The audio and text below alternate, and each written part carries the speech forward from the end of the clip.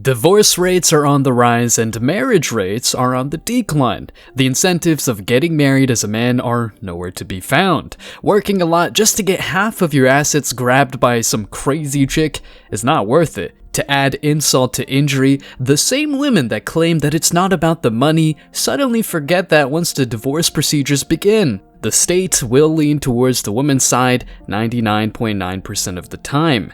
Not worth it at all. Alright, divorce rates are up, marriage rates are down. Is it worth getting married in the West? No, guys. The only way I would suggest someone get married is if you want to have children. If you don't want to have kids, there's no need to get married. You can get all those benefits from being in a regular relationship. Now, if you are going to go and take the plunge and get married, you need to find a way to not get the state involved. Obviously, this is going to change depending on where you live in the world, whether you're in a Western country or whatever it may be.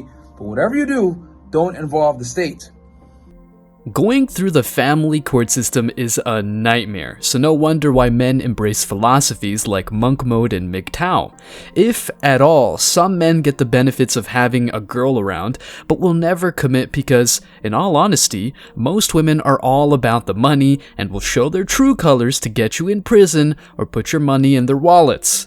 The only way marriage may work is if you marry someone out of the West, or someone out of the West comes in. You still have to screen them and do a background check. Marriage is not useful anymore. Taxes? Nah. Wealth? Nah. Babies? Even? Nah. They will take them as well if you get married. Men should make women pay for the marriage if they want to be in one so bad. Marriage is a man betting half his wealth that he can keep a woman happy forever, an impossible task. I want everybody to understand, I'm going to look into this camera right here, so I hope you see me very well here. I want everybody to understand and remember that everything I say from this point, she backed it up, all right? So it's basically zero, all right? You have no hope, no chance. Past the 20 years, and that comes from experience. It also is the experience. You have no chance of passing 20 years, you're saying? No. You can pass 20 years. You'll probably be roommates, and you'll probably be overweight in a busted Pillsbury biscuit can, or you'll probably be the exception to the rule. But the data shows us, plus the experience that she expressed, that it's a very difficult thing. And this is what I want men to know. Yeah. It is very difficult. Many people will simplify it for you. They will say, oh, just do this and do that, and they will lead you on a wild goose chase. And that's my perspective. That's all that I offer. I tell men to not get married, especially when you don't have leverage. However, I also tell you, do not listen to people who simplify this. This is a very complicated thing that most people fail at miserably. Got it. And this is what I want people to know. Most people mean 95% of marriages, 50% of them end up in divorce, and 45% are just unhappily married. That means that you only have a 5% chance of having a successful marriage. Are modern day women making this task easy? Not in a million years. If a woman's husband gets weak or even sick, she would rather check her contact list and use a backup plan. Let me tee up Hafiz, because you used a few things there about not getting married. You said sometimes if you you'll don't turn have leverage. Okay, if you don't have leverage, we'll talk about that. Yeah. And you talk about turning into roommates. Well, this guy is the roommate, the host of the Roommate channel. When you're hearing this, you've been married 1 year. And by the way, this guy's a sharp, informed, very intentional guy. My assumption is he didn't just trip and fall into marriage. He's seen myself before. Okay, gotcha. So you've been very, you're a calculated dude. 100%. Okay? So when you're hearing Greg say this, and even when you're hearing Ali say this, how are you processing this information? No, this is really good, and I'm excited about how this conversation can develop, because I think you've maybe did you react to me and AMS's conversation a couple of years ago about marriage? I didn't react to it. I didn't do a reaction video. But I made a comment about it. Okay, you made a comment about it. Okay, so to me, I'm really excited about it, but it's also key to talk about experience. Experience shapes your view, right? Yeah. So a girl who's been abused by a lot of different men, she's gonna have a very cynical leaning view towards men. A man who's been cheated by business partners will have a very cynical view about having potential business partners.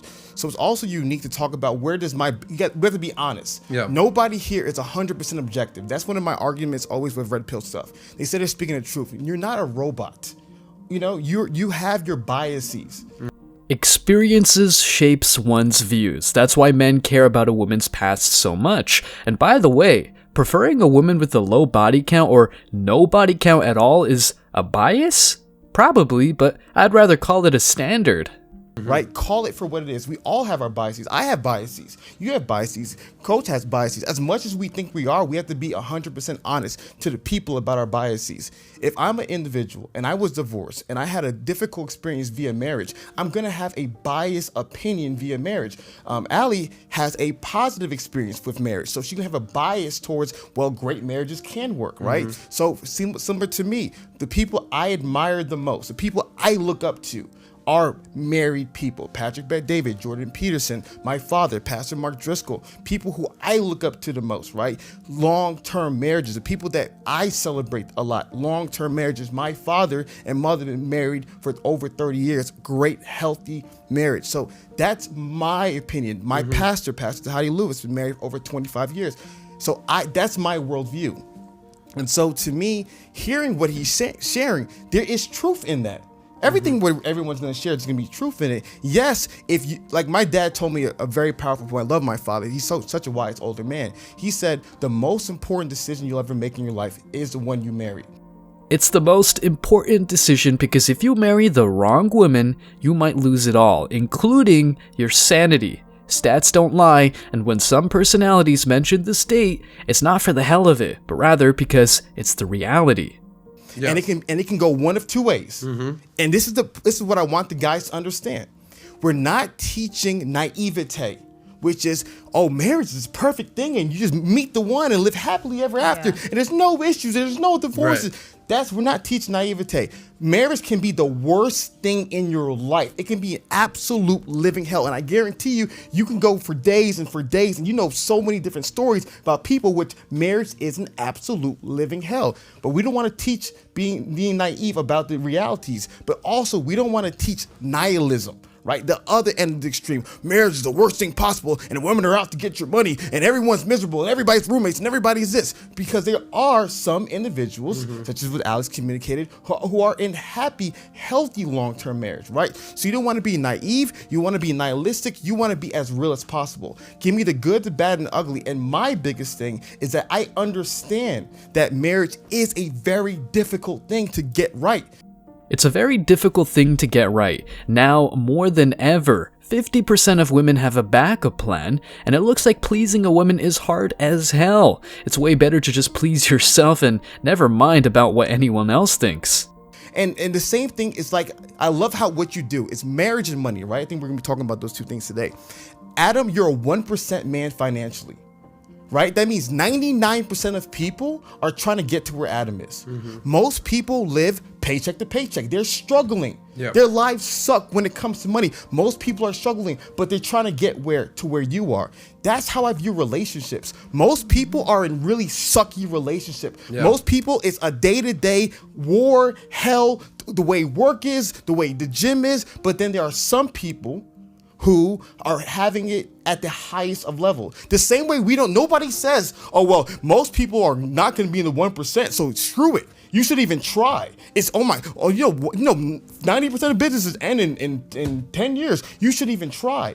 We say, if somebody's going to succeed, why not you? Which is why I love what you're doing. If someone's going to be rich, why not you? If someone's going to make money, why not you? If someone's going to have a great podcast, why not you? So for me, I acknowledge that the top of the mountain is rare. I acknowledge that. But what I also acknowledge is that if somebody's going to win, why not it be you? And how can we help as many men as possible get there? Everybody won't be able to get there, but how many people can we help get there? And that's what, to me, matters the most. Gotcha. Preach. Being the one, or in the case of marriage, 5%, is hard but not impossible. Hold on, I'm not promoting marriage now. Take marriage advice with a grain of salt, no matter who gives it, and most importantly, live life on your own terms. That's real happiness. Let's see the comments. I just watched the documentary about this woman who hired a hitman to kill her husband so she can collect the life insurance.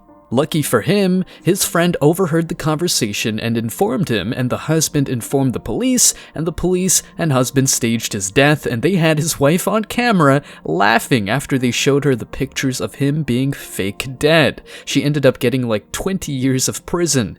I don't see why anybody would want to get married when you have risks like that. I would just not deal with that type of bullshit. There is exactly no benefit to a man getting married in today's age. Women hold all the cards in everything.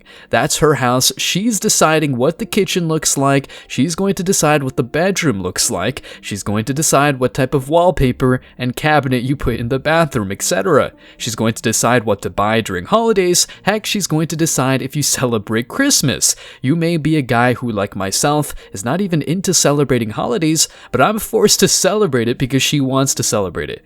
Y'all go to the movies, you're mostly going to go and see what she wants to see. The man spends far more money in the relationship than the woman does. I just don't see the benefit of marriage for men. And also, when you get married, you have less sex than a guy that's single because your wife dictates when she wants to have sex. Then there's the financial stability, like me. I'm a single man, I work 2 jobs, all of my money from both of my jobs go to me and to me only. I don't have a wife I got to spend all my money on, and I don't have kids that I got to spend all my money on. I'm sorry, but I just don't see the benefit of a man in today's age getting married. It makes no sense to me. Coach is right. I went through it and no one was there for me. It's not worth it financially or spiritually. I always ask people, have you ever seen 2.5 men? Thank you. Very few men are happy in marriage. We just put up with it. I'll check back with this guy in 5 years. Coach is the adult in that room. Guys, thanks for checking out this video. Stay tuned for more daily content. Like, subscribe, and comment. See you in the next video, guys. Till next time.